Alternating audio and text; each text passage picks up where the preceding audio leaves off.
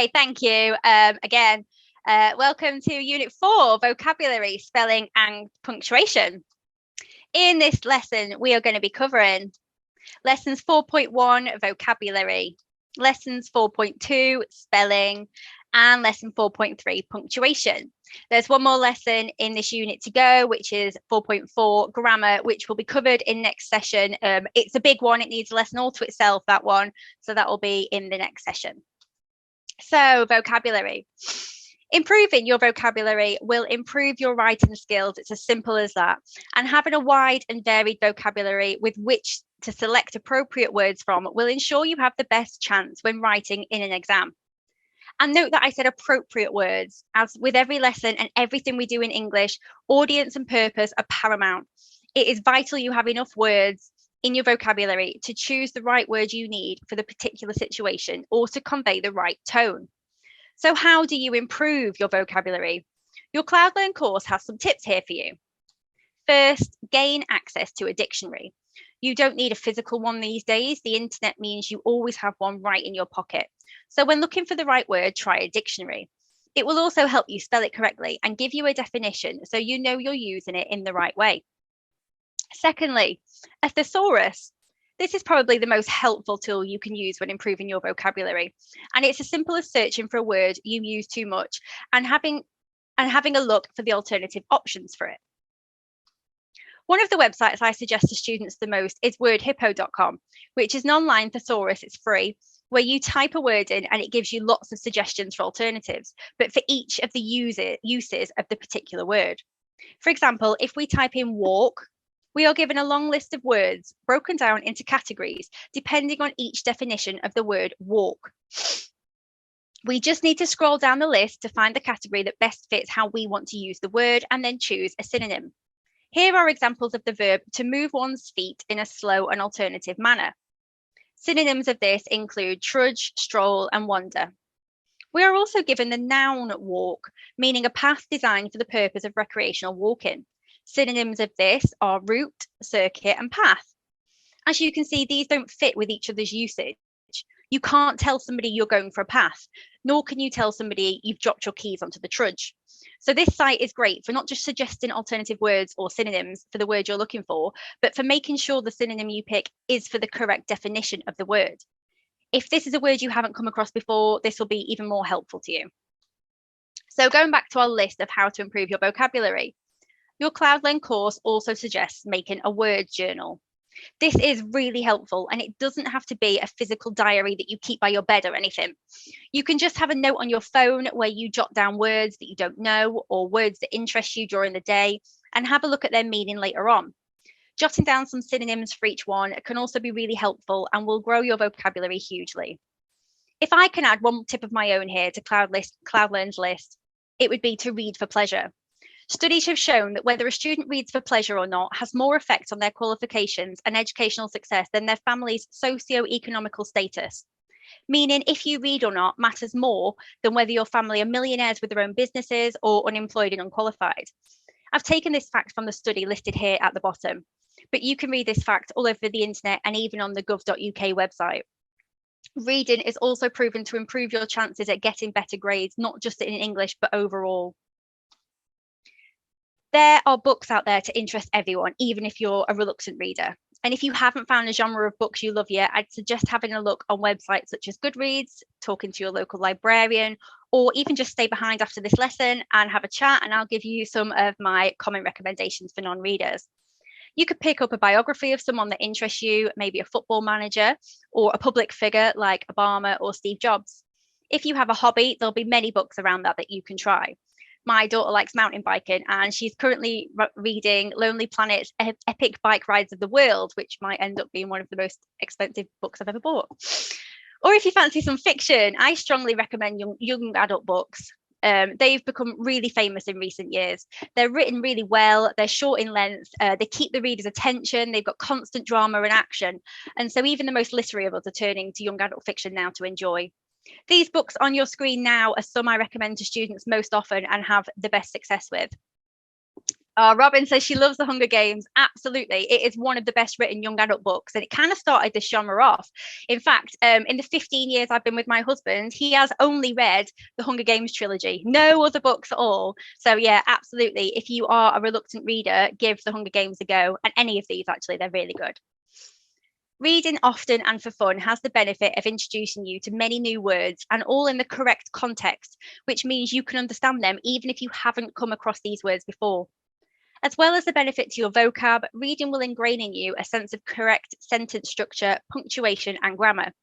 Without having to sit down and actually study these things, they'll sink in as you read. And eventually, hopefully, you'll be able to just look at a sentence and just feel that it's wrong. And if you've missed out a comma or you've added too many, it will just feel wrong to you eventually. So we've talked about how to improve your vocabulary, and we've talked about ways to do that. But what about choosing words? Can we over choose? Some students make the mistake of using a thesaurus for every word, making a passage unreadable and nonsensical. Has anybody seen this episode of Friends here, where Joey tries to make his writing sound better when writing a reference? Yeah, Tabitha's nodding. He's writing a reference to Chandler and Monica's adoption agency, and he uses a thesaurus on every word. And he changes "their warm, nice people with big hearts" to "their humid, prepossessing Homo sapiens with full-sized aortic pumps." This obviously doesn't make any sense, and it certainly doesn't emphasize the point he's trying to make. So don't do a Joey. Let's have a look now at how easy these mistakes are to make and why it's important you understand the usage of the word you're trying to improve when using a thesaurus or a dictionary. So these are all synonyms or other words for big. We've got oversized, grandiose, and popular. They all mean big. If you pick up a thesaurus, it will give you these words, but they don't all mean big in the same context. So I'm going to give you a sentence, and you're going to choose the only one of these words that fits in the sentence, and hopefully it'll be right. So if I load the poll, ABC, and move it out of the way. Here we go. So our sentence is: this trend is extremely big in New York right now. So we've got A, oversized, B, grandiose, and C, popular. This trend is extremely big in New York right now. Only one of those really properly fits the sentence. So how many of you we're going to have today? How many have we got in the class today? We've got 11, so minus 2. It looks like 9 people can participate. Brilliant. Oh, thank you very much. We really appreciate when people join in. And as I think I've said before, we can't see who votes. We don't know who votes for what. We don't know who's right, who's wrong. We won't ever ask you. This is completely confidential, just a little bit of fun. But it's really good for you to get instant feedback on whether you're right or wrong. So we've got 8. Yes? Oh, yeah? Sorry, real quick. Read out, make your sentence show up before you pop the poll. I will do next time. Yeah, sorry. No worries. Yeah, just a reminder, I know these little things are ridiculous. You don't see what it looks like on the other side. So yeah, no, thank you very much. Thanks, Robin. Yeah, sorry, I shouldn't have put the box up first. 9 of you have answered, so thank you so much. Let me show you. Okay, so no one voted for B. A had 4 votes, C had 5 votes. It was split today. And popular is right. Yeah, this trend is extremely popular in New York right now. I can see why people went for oversized, but a trend being popular would be the word that we were really looking for. Let me go on to the next one now. So synonyms of good. All these words mean good in different contexts. We have appealing, well-behaved, and immaculate. And our sentence is: she's been such a good girl for me today. So which of those, appealing, well-behaved, and immaculate, go best in this sentence when we exchange it for good? She's been such a good girl for me today. Oh, lots of votes already. Thank you very much for joining in.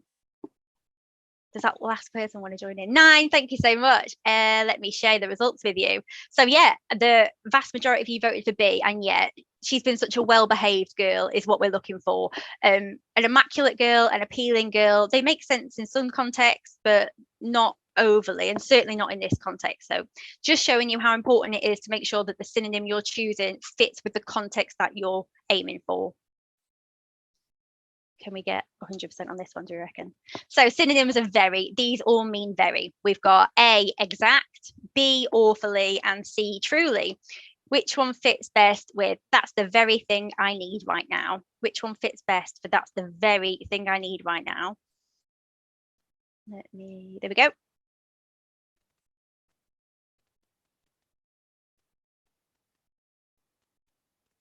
All 6 of you, thank you very much.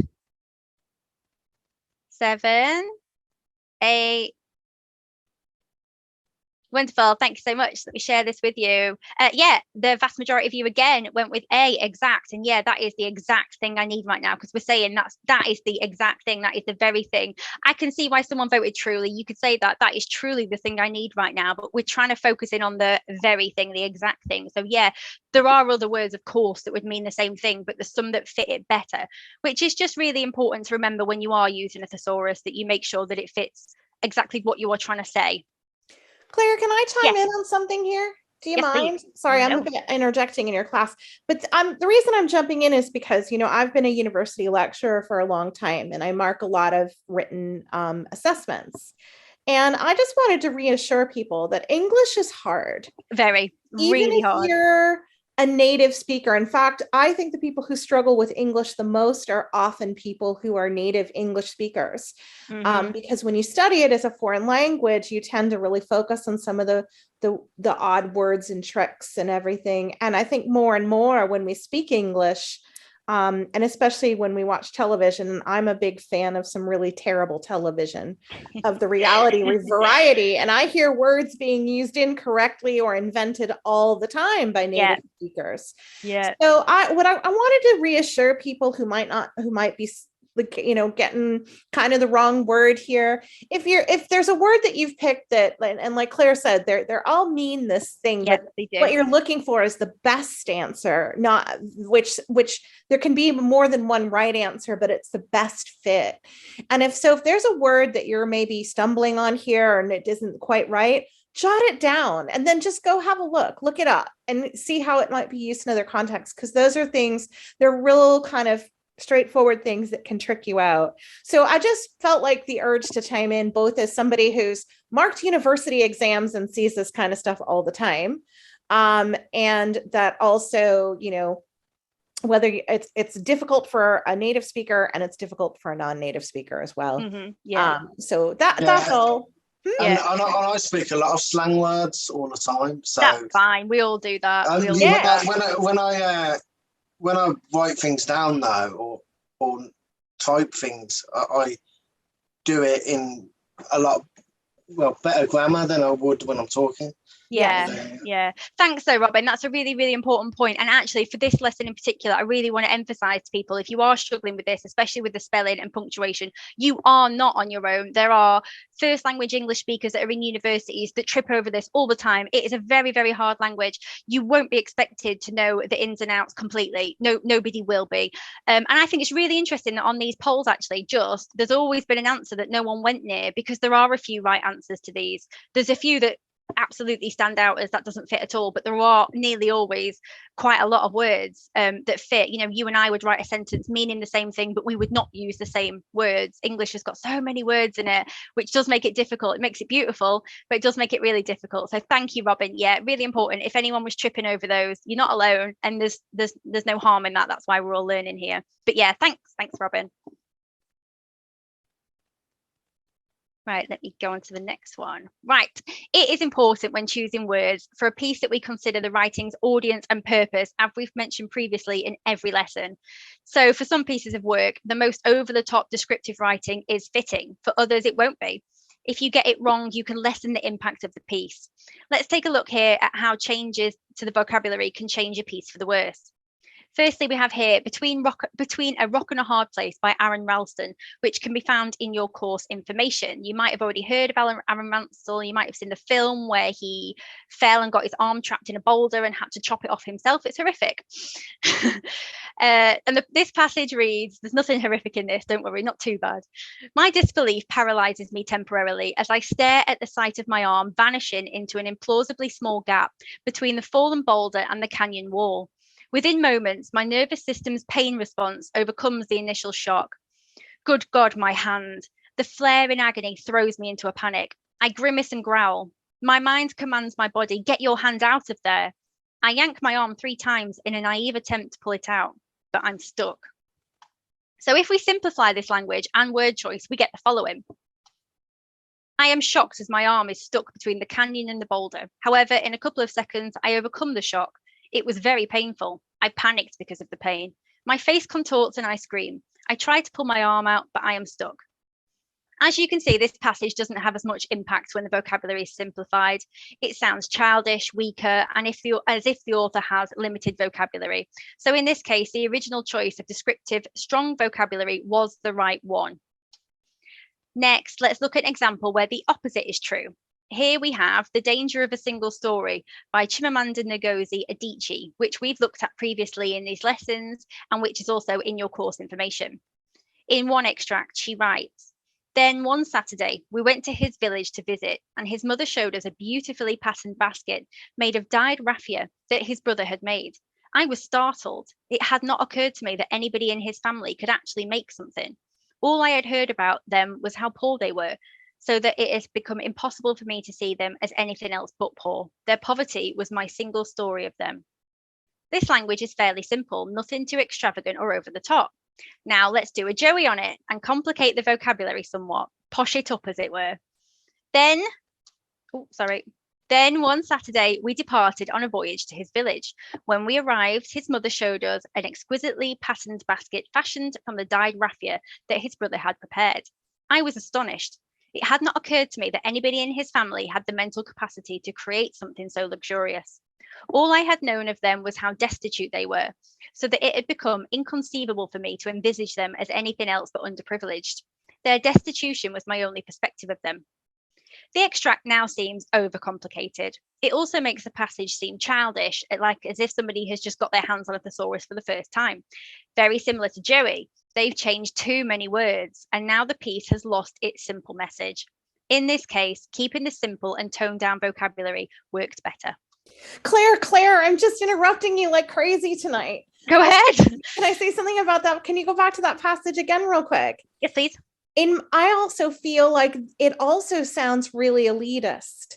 And this is another thing too about writing. See how it changed from her saying, I see them as anything else but poor, but changing it to destitute and underprivileged. These are words we do use, like I use them in academic writing all the time, but it ends up sounding really quite patronizing. Somehow it changes the tone of what you're doing. I'd probably have to annotate some of that word destitute.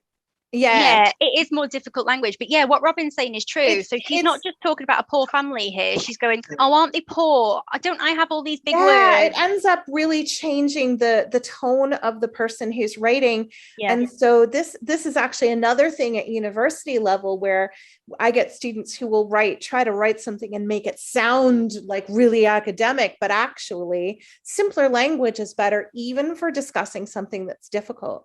Yeah. So anyway, I'm going to stop interrupting you, Claire. No, please do jump in. You're chiming in with really good points. Writing is my thing. In fact, I'm probably going to be doing some writing videos for CloudLearn to put it helpful. General really stuff. Helpful. Yeah. But as we say, there is no right or wrong, and it's so nice to have a conversation. It's so nice to have different people's inputs, because I haven't thought about the tone of this piece, but you are completely right. It does sound more patronizing in the second one, and she's trying to move away from the fact that she judged them, so the patronizing tone doesn't work for that. So yeah, absolutely bear in mind your audience and your purpose, as I keep ramming home every week. Thanks, Robin. Thank you. So we're going on now to spelling, and I will say at the start of this, spelling is incredibly hard. I'm going to give you some general rules for spelling, but English, nothing makes sense in English. We don't have hard and fast rules for things like spelling. I will give you the general rule, and then I will give you some exceptions to say, hey, isn't English hard? It makes no sense, okay? But this is what is in your CloudLearn information, so bear with me. So spelling. When spelling in English, there are no hard and fast rules, really. It is a very difficult language, even for those of us whose first language is English, and it's even harder for those learning it as a second language. We do appreciate that. I really wish there were some rules I could give you that would ensure you were always correct, but the best we can do is give advice for how things are usually done. There are, of course, exceptions to these rules, though, so always be sure to check spellings in a dictionary if that's available to you at the time. The first of these sometimes rules is for words ending in a consonant. A suffix is an ending added to a word, for example, er, ing, or ed. When these are added to a word ending in a consonant, the general rule is to double the last consonant at the end of the word before adding a suffix. So, for example, shop would give you shopper, shopped, and shopping with a double P. Plan becomes planner, planned, and planning with a double N. Of course, there are exceptions to this rule. For example, the word great turns into greatly without a double T. It makes no sense. When adding a suffix to a word ending in a silent E, the general rule here is to drop the E if the suffix begins with a vowel, but to keep the E if the suffix begins with a consonant. For example, right ends in a silent E and the suffix ing begins with a vowel, so we drop the E and this becomes writing with no E. The word use ends in a silent E, but the suffix less begins with a consonant, so that gives us useless, keeping the E.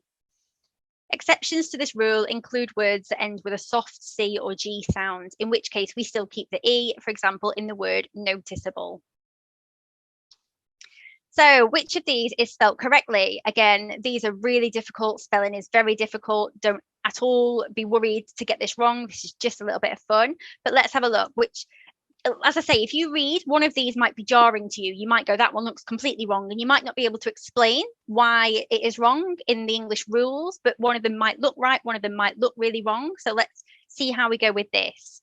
They all say limited. One of them is spelt right. Two of them are spelt wrong. On purpose, I didn't just write really badly today. So 8 of you have voted. Where's that last one? Can we have that last one vote too? Yay, thank you very much. Well done. Absolutely. Everyone was straight in there for the right answer. So yeah, A, limited. And again, if somebody sat you down and said, why is that one right and why are the other ones wrong? You probably wouldn't be able to go, oh, well, it ends in a consonant and the suffix begins with a vowel, because no one really knows those rules. It's just that it looks right, doesn't it? So this one again, let's reload this one. When you learn the different things, it comes out your head again.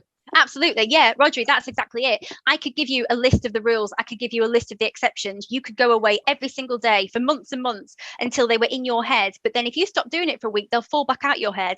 The only thing I can tell you with spelling is to read for pleasure, because when these words are soaking into you constantly, whether it's from newspapers, blogs, books, it will just become right and it will just jar when it's wrong. And it just, I don't really know how to explain it. Maybe it's like an osmosis thing. But anyway, this one is manageable. And again, one of them is right, two of them are wrong. This one's a bit more tricky because none of them really look right. It all looks a bit messy, doesn't it? This one is a tricky one. 5 of you have voted. Thank you so much. 6. 7. Oh, where's that straggler? Where's that number 9? Who is it? Oh, thanks so much for everybody for voting. It it really helps. It joins us all in. I think we're only going to get 8, so I'll end the poll. I won't make anyone vote. So yeah, that one was split. This one is really, really difficult. It really is, because it looks wrong, but it's manageable. So because it begins with a vowel, the suffix, we keep the E, we keep the vowel. So yeah, it looks wrong, but that one is right. And that just goes to show how difficult English is. It makes no sense, and I'm teaching it to you. Right, so let's carry on with spellings. Next up, add in suffixes to words ending in double L. The general rule here is that if the suffix starts in a vowel like ed, er, or ing, then you leave both L's and just add the suffix to the word as it is. If the suffix begins with a consonant, you would remove the last L from the word.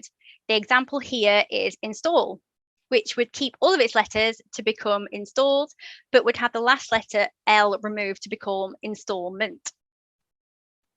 Another example is chill, which becomes chiller when the suffix er is added, but the suffix ly means that the final L from chill is removed, making chilly with just 2 L's rather than 3.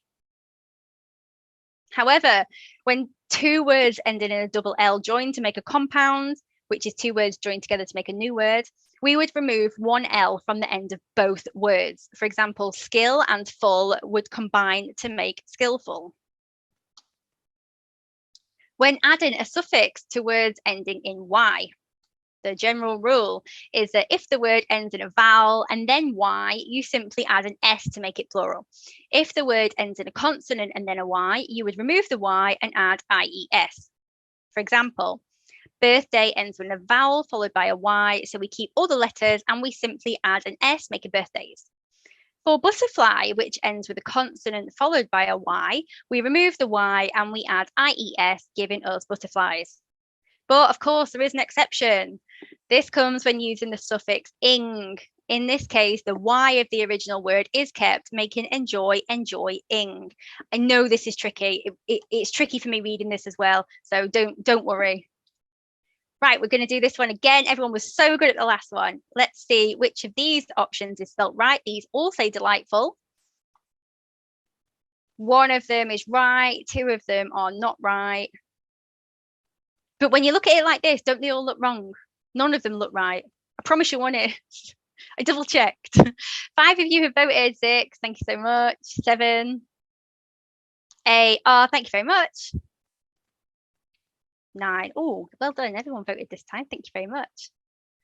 So that one was split. That was split between A and C. Yes, we know that B is wrong. It hasn't got the T in. So well done, everybody, for spotting that glaring mistake. Let's have a look. We remove the last L. We like skillful, and it becomes delightful. Really difficult. It is hard, this language. But yeah, well done for the 6 of you who got that one right. What about satisfying? Let's reload this. All of these say satisfying, but one of them says it right. Which one are we going for?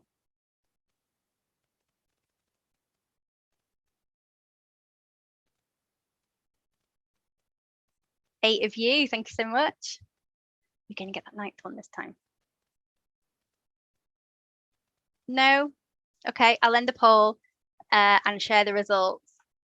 It was split 2 ways this time. Well done for everybody knowing that it wasn't the middle one. It was A. Well done for the majority that got that one right. You keep the Y and you add the ING in this case. Thank you very much. Let me get rid of the polls. So what about adding a suffix to words ending in IC? The general rule, you need to first assess if the suffix begins with an I, E, or Y. If it doesn't, then just add the suffix to the word intact. But if it does begin with I, E, or Y, then you need to add a K to the end of the words before adding the suffix. For example, the word traffic would have a K added to the end when it becomes trafficked or trafficking. To make nouns ending in F or FE plural, we remove this ending and add VES. So loaf becomes loaves and knife becomes knives. There are exceptions to this though, as usual. For example, belief becomes beliefs, keeping its F. But believes with an VES is also a word, so I don't know what to tell you. To turn nouns ending in OUR into adjectives, we generally just remove the U. Examples of this are humorous and vaporous. However, there are many exceptions to this. One example of this is colour, which becomes colourful, not losing the U this time. As well as differences in rules and exceptions to the rules, there are also regional differences. Mainly, you'll find differences between the US spellings and the UK spellings. Generally, this is not going to be an issue. You can talk to your friends or write messages using whichever spelling of the word you'd rather. But in your English language exam, it might be a problem. Not a huge problem. It won't ever, you're never going to get marked down hugely for using centre. Yes. Well, if you were to put contact centre, most people would do the B option. Don't ruin it yet, Rodri. Oh, sorry. No, it's all right. You are right. You are right. We're going to come on to that. I'm just saying because, I'm thinking, that's meant to be the American way. But... yeah, okay. So let's have a look at this then. So the first option, colourful. Who can say which one of those is the UK spelling? So we want the UK spelling of this one. And let me load a different poll. I'll do choices A, B. Which of these is the UK spelling? And again, might make a little bit of a difference when you come to an exam, but in day to day, it's not hugely different. We all know what you're trying to say, don't we? Oh, votes coming in. Yeah. Thank you very much. 7 of you. No more. We're not going to have the 8 one. No? Okay, let me share this one with you. That was a pretty even split. So colourful for the UK is the one with the U. We do tend to keep the U. The US tend to get rid of the U. I know we just did ones where we got rid of the U, like humorless and things, but yet for some reason, colourful, we keep our U. America colour doesn't have a U. So that tends to be one of the main differences, is that if it has a U, it tends to be the UK spelling. Let's go on to centre now. Let's go on to Rodri centre. Which one of these is the UK spelling?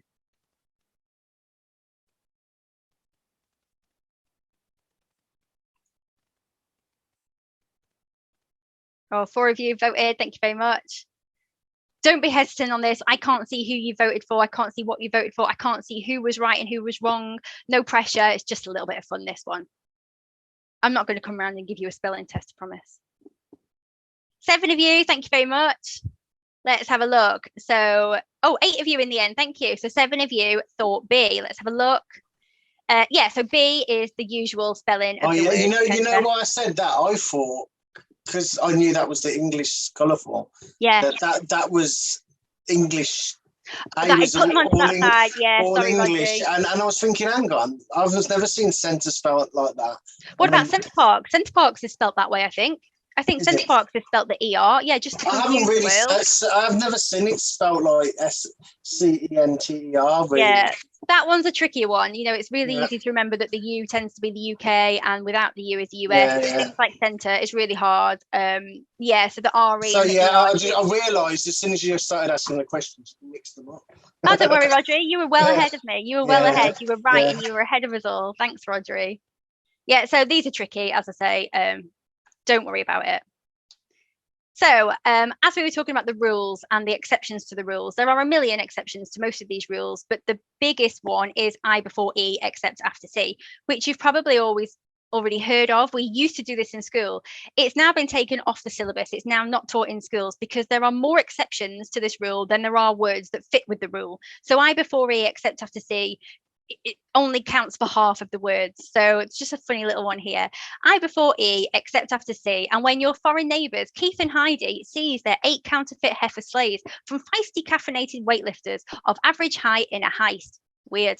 Yep, none of those. The rule doesn't fit to any of those. So I before E, except after C. Forget that you were ever taught that. Forget that you learned that. It means nothing. Sorry. So punctuation, let's move on to punctuation now. There are many different types of punctuation, most of which you probably already know and use correctly, but let's go through them and just take a quick look now. A full stop signals the end of a sentence and the start of another one. The following sentence after a full stop should always start with a capital letter. A question mark. This is another way to end a sentence, this time when a question has been asked. Exclamation mark. This is used less frequently than the previous two, but is another way to end a sentence when an exaggerated feeling has been used, for example, shock, anger, or humor. Commas have multiple uses. One is to separate secondary information from the main part of the sentence. You would use 2 commas for this, one before and one after the secondary information, creating a kind of indent in the main sentence. You could hear this when you speak a sentence like this too. For example, my favourite subject, which is French, is on today. You can hear that indent when you speak that little bit in the middle. A second use for commas is to join more than one clause. We call this a compound sentence. To improve the flow of a sentence, a comma can be used indicating a slight pause should be left when reading the sentence out loud. For example, I have a dog and also a cat. Thirdly, we use a comma to separate items that are being listed. For example, I need a pen, pencil, rubber, and ruler. Commas are one of those things that students really worry about, and they get wrong quite frequently, but actually there isn't a hard and fast right and wrong to use of commas. So I do English, and I am always told that I overuse commas. Some people underuse commas, but I don't overuse it to the point where it's wrong. There is still quite a wide margin of being right. This is just basic rules of when you would use commas. Don't worry if you use them slightly differently. So let's have a look at this sentence here. I went to the park today, it was sunny. That is how you would read this sentence. I went to the park today, it was sunny. It's really important to read a sentence how it's written, not how in your head you imagine that sentence should be written. So a quick poll here, A and B again. A, is this a correct sentence using punctuation, or B, is it wrong? Sorry, Alex has raised a hand. Go on, Alex. Yeah, with punctuation, you could you normally put at the end of a text message or something, you'll put a question mark and an exclamation mark. Yes. And that's like sort of like excited, shocked, like really? What? Really shocked. Absolutely. That is when you've asked a question, but you've also asked it with emotion. Yeah, absolutely. Yeah. Are you allowed? Go on. No, sorry, go on. You do get that. I think you were going to say, are you allowed to use that normally? Yeah, you do. You do find that. I mean, you wouldn't get it in an academic essay. You probably wouldn't get it in any sort of answer in your exam, but you would get it in fiction. You would get that in books. Not often. It really isn't overused. It is in text messages. It isn't overused usually in English or literature. But yeah, you're right. That's exactly what that means. But try not to use it in anything official. Alex, if you go back to the earlier lessons, we did talk about colloquial, didn't we? In the earlier lesson, colloquial. Yeah. So if you think about it that way, think about again the sort of context and tone, what Claire's talking about with audience. So that would be something that'd be acceptable to use in a colloquial kind of piece of writing. But in a more formal piece of writing, you wouldn't. Right, yeah, so it's in colloquial because it'll express emotion, won't it? But in formal, it's not. Yeah, colloquial is just a fancy term for kind of casual.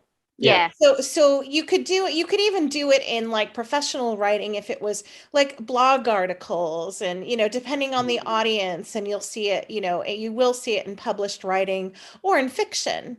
But yeah, in more formal writing, you wouldn't use it. Yeah. Right, okay. So Alex, if you ever find that you are doing formal writing and you feel the need to use that, if you say to yourself, I would normally use question mark, exclamation mark here, defer to the question mark, because what you are saying is a question. You're asking the question with emotion, but that doesn't need to come across as much as the fact that it was a question. It wouldn't make sense if you asked a question with an exclamation mark. It does make sense without the exclamation mark. So if you're thinking of using both, defer to just the question mark. Right, does that make sense? Yeah, I was just thinking, like, if you're doing it in an exam, something like that could be the difference between an extra point or something. So it depends. In an exam, you're quite often asked, so write an extract on this, write a blog article on this, write a newspaper article. If it fits with what you've been told to write, your audience and your purpose, you can use it, absolutely. Oh, right. So if in that you were like sending a text message to your friend and you wrote that, absolutely. If you're doing like a chatty blog review or a chatty blog article, absolutely. If you are doing an essay answer, if you are doing a news article or something, you wouldn't use it. It massively depends on your audience and the tone that you're aiming for. Right, okay. But yeah, I'll remember to make sure I read the question properly then. Please do. Yeah. If you're writing something that's supposed to be formal and you want to express some kind of excitement or dismay where you would use that exclamation point, but you can't, and you're using a question mark only, what's a different way that you might express the emotional part? Are you asking me or Alex? I'm asking Alex. I'm just throwing this out. I keep interrupting your lesson. Please do. I enjoy it. I suppose it depends on like the wording that you'd use. Well, I think was it last lesson we did like a leaf drifts gently into the water, or like a leaf drops suddenly into the water. Exactly. That's that wording. That's exactly it. You'd find a word that worked into the sentence to express that level of dismay or alarm or whatever it is. So, well done. So vocabulary. It's vocabulary, exactly. Yeah. And actually, you might think about that more generally anyway. I mean, it's absolutely fine to use your exclamation point, thing, and we're doing shorthand and casual, but there's always words to be able to do those things, and that's the beauty of language and all of that kind of thing. Yeah, and you've got italics as well. If you are writing something formal like a newspaper article and you need to express a specific word, you absolutely can use italics. That is formal language. That is, I mean, not overuse. We're talking maybe once, we're not overuse. If you need to emphasize something, that's allowable. But I would go more down the route, like Robin says, of vocabulary. Better choosing your words to select exactly what you're trying to say. If you are angry or surprised or happy, there's a word that will say that without saying it. Yeah, that's it. Does that make sense? Yeah, we've gone really off track on your original question, Alex. But thank you for bringing that up. If it doesn't, it means it's covered the whole thing, doesn't it? So we've covered everything now. Thank you very much. And thank you, Robin, as well. Right, so I'm going to share this poll with you. I want to know if this sentence is using punctuation properly. So the punctuation we have covered is full stops, commas, exclamation marks, question marks. Is this sentence grammatically correct punctuation-wise? A is yes, it is. Yes, it is. Right. B is no, it's not. No, it's wrong. We'll see what people say. 4 of you, well done. So I'll read it out again. It's, I went to the park today, it was sunny. That is how this is written. Okay, 8 of you, thank you very much. Let me share the poll with you. So that one's wrong, no. So if you were to read this in the way it should be written, you would probably automatically leave a pause. I went to the park today, it was sunny. And so many students read it back with that pause, but you haven't written that pause in this sentence. And that's what a lot of students do wrong. You need to read your work back as you've actually written it, not as you think you've written it. So this sentence definitely needs a full stop. I went to the park today, full stop. It was sunny. They're 2 separate clauses, or you could join them together with a conjunction. I went to the park today and it was sunny. I went to the park today, but it was sunny. Okay. So let's try the next one. Wow, that's so exciting. Oh my God. What about that one? Is that A right grammatically, or is it B wrong grammatically? Are we missing something off? A comma, an exclamation mark, a question mark, or a full stop? Wow, that's so exciting. Oh my God. Oh, this one's split. That's really interesting. Still split. Well done. The 7 of you have voted. Can we get that last one? Can we get the number? Yeah, 8 have voted. Thank you very much. Let me share this one with you. So this one, this is not exactly right or wrong. This sentence is grammatically correct, but it would probably, it could use an exclamation mark at the end. Wow, that's so exciting. Oh my God, it's very emotive. You know, you're talking about someone being really excited, but this has kind of dulled it down a bit. Wow, that's so exciting. Oh my God. Does it not also need a comma after the wow? Probably, yeah, you could probably do that. Yeah, Robin. Yeah. See, so okay, so I've underused commas here. That's unusual for me. I'm getting really pedantic here, but I get mixed up with commas. I do. So that's one thing. They're really difficult, Rodri. It's really difficult because there is no hard and fast for commas. There isn't. Like me and Robin have just disagreed on this one. You probably would actually. Wow, that's so exciting. Or if you went, wow, that's so exciting. It depends. And there I don't know. I wouldn't have put a comma after what. Wow, I don't think I would have. No, Robin is right. I think it should grammatically. Yeah. I would probably. This is a hill I'm willing to die on, that it needs a comma. Claire's right that commas can be tricky, and people tend to overuse them more than underuse them. Mm-hmm. But it's where the pause goes.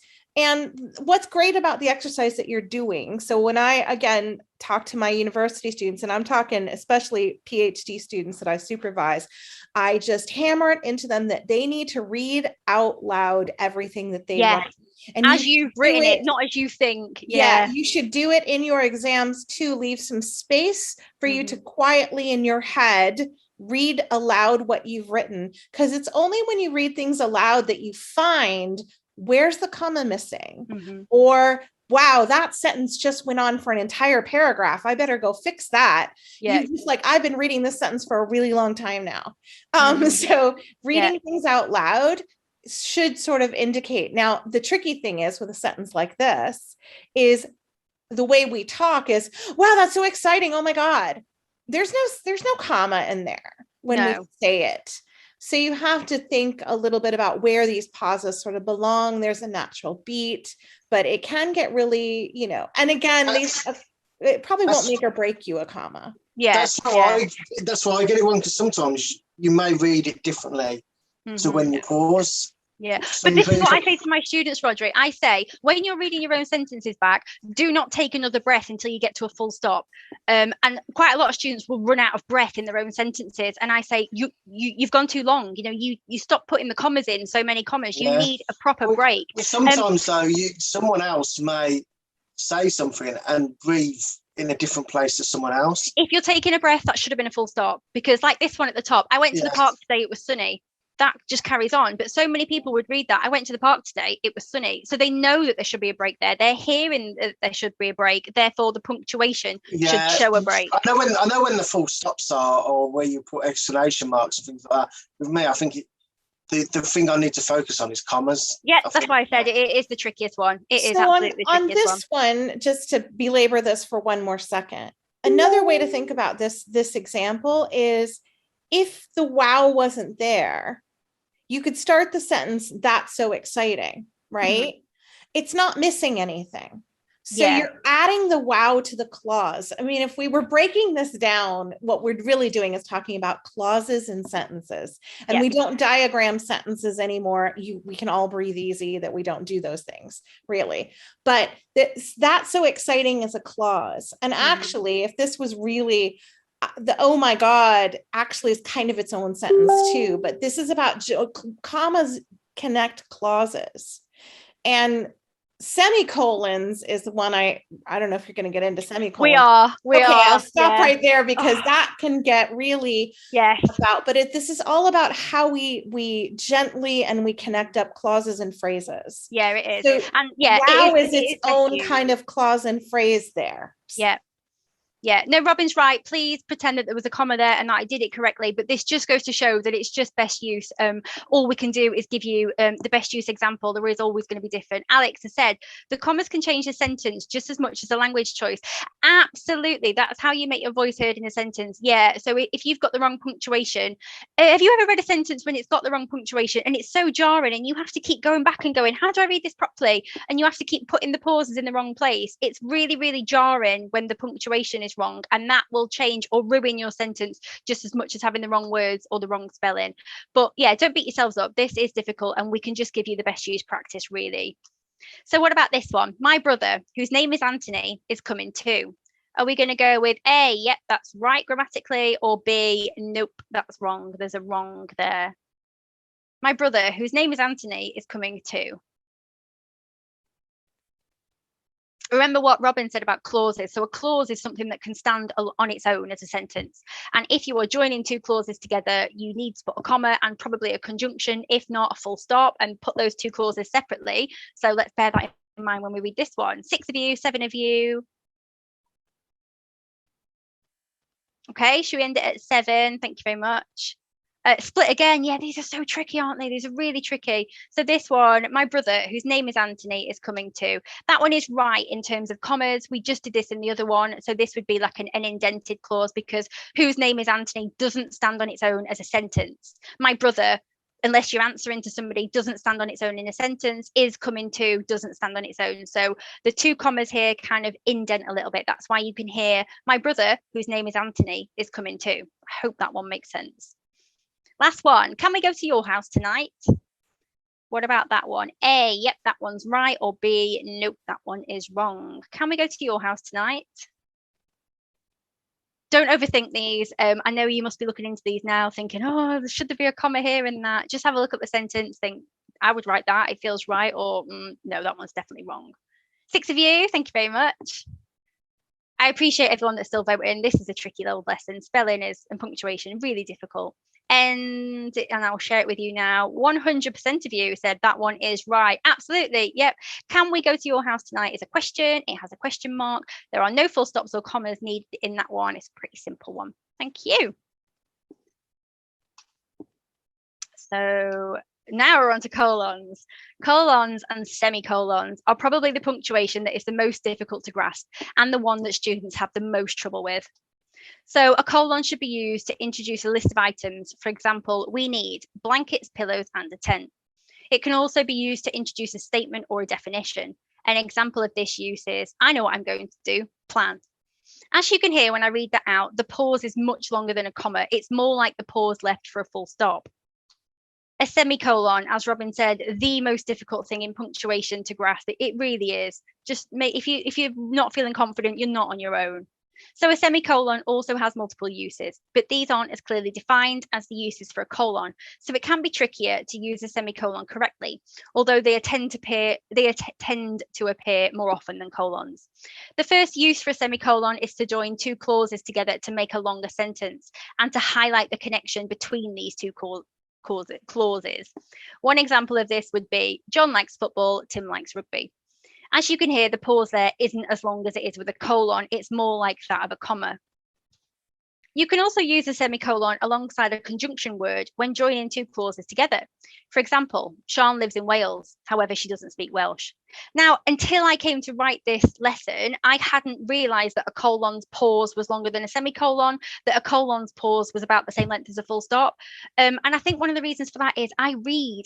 So to me, I know how to use a colon and a semicolon, but I couldn't tell you how or why. So again, this is one of those things that you can go away and revise and study and really, really practice. Or if you read more, it might just soak in a little bit. But again, don't beat yourself up. As Robin said, semicolons are notoriously really difficult to use. You will get university students, PhD students that are arguing over whether that sentence should have a semicolon or not. Quotation marks are used to indicate that what has been said or written has come from another person. You may have seen two types of quotation marks used: the single inverted comma type and the double quotation mark, sometimes called the speech mark. There are no strict rules for you at this stage which of those you should be using. You're fine to use either at GCSE, but to be strictly correct, you should use inverted commas in your English language work to show that you are quoting a source. And then if another quote appears within that source, you would use double quotation marks for that. Apostrophe is probably one of the most misused punctuation marks. They are never to be used to show a plural. It's a common mistake. Or in other words, when there's more of one of something. So many people put them in every word that ends in an S, and this is incorrect usage. There are two correct ways to use apostrophes. One is to indicate ownership. For example, the dog's bone. The bone belongs to the dog. Therefore, we use an apostrophe to show ownership. This is where people get confused, because say if we had two bones, that would also end in an S, but that doesn't require an apostrophe because there is no ownership here. What about at the end of someone's name? If you're talking about it belongs to them, then yeah. If I'm talking about Rodri's phone, it belongs to you. It is Rodri's. But if there are two Rodri's and I'm saying it's over there with the Rodri's, it would have no apostrophe because I'm not talking about it belonging. That is really commonly messed up. We see that a lot. It's difficult, and sometimes you can find yourself, even if you're really good at English, just slipping into adding an apostrophe by accident. It's a difficult one, this. The second proper usage of an apostrophe is to replace a letter in an abbreviation. For example, when we combine it and is to make it, the apostrophe shows that we have missed a letter out.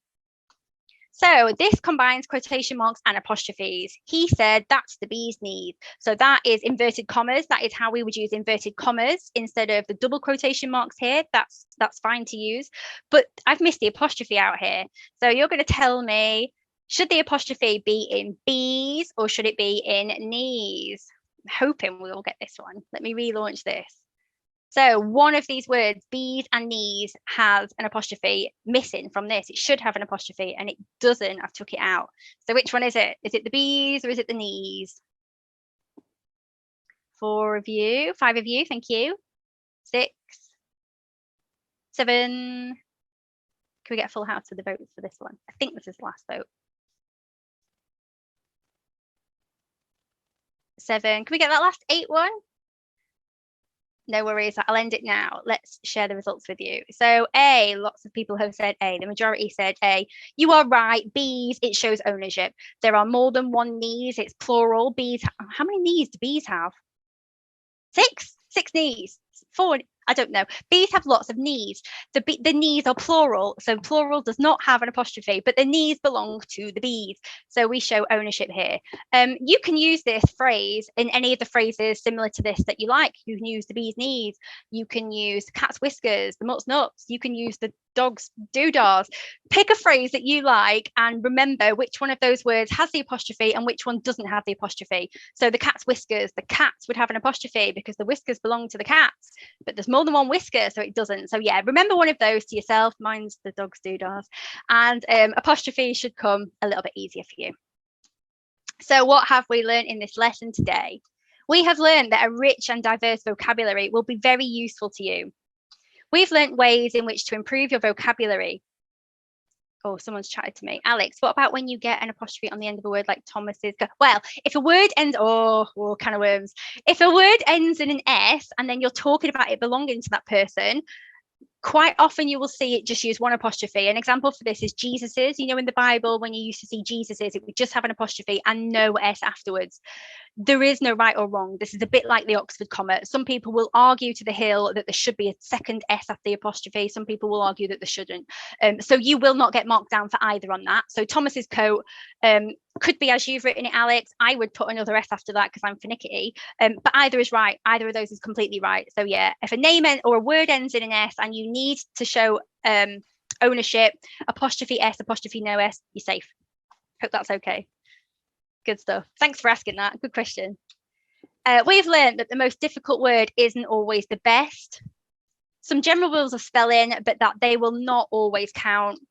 We've learned how to use lots of different types of punctuation to make grammatically correct sentences. And that reading for pleasure will help us greatly in all aspects of English. I will beat you with the reading for pleasure until you all pick up a book, because I can't tell you how much that will help. You know, this has been a difficult lesson. It's been difficult to teach and to grasp, I'm sure, for everybody. But yeah, just pick up a book, read something that you're going to enjoy, and it'll go in that way. I promise it'll be easier. Thank you for joining me for another lesson. Thank you, everybody that got involved in the polls and that chatted. Thank you.